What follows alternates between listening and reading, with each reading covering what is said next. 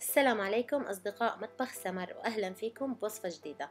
كل مكونات الوصفة راح تشوفوها مكتوبة تحت الفيديو بالتفصيل.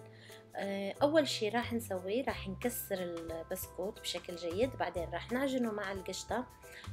راح نرص البسكوت بالصينية بشكل مرتب، بعدين راح ندخلها الفريزر لمدة 20 دقيقة. راح ندوب الجيلاتين السادة مع مغلف جيلي الكرز بمي مغلي، وراح نحركهم بشكل جيد لغاية ما نتأكد من اختفاء كل الكتل، وبنخليه على جنب لغاية ما نستخدمه. بالخلاط راح أحط الكريمة السائلة ومغلفات الدريم ووب، وراح أخفقهم لمدة 6 دقايق تقريبا، وبهالأثناء طبعا راح أضيف السكر البودرة.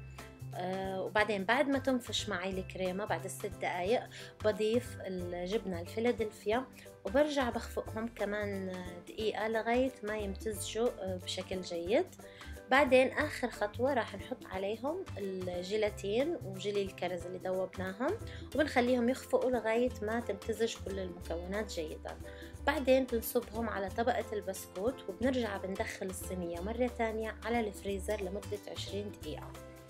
بهالأثناء راح ندوب ظرف جيلي كرز بالمي المغلي، وبنخليه على جنب لغاية ما يبرد، عشان راح نرجع نحطه على خلطة التشيز كيك بهالشكل، وراح يكون هو الطبقة الثالثة والأخيرة. بعدها بندخله على الثلاجة من 4 ساعات لليلة كاملة، بعدين تفتحوها وبتزينوها زي ما بتحبوا بصحتين.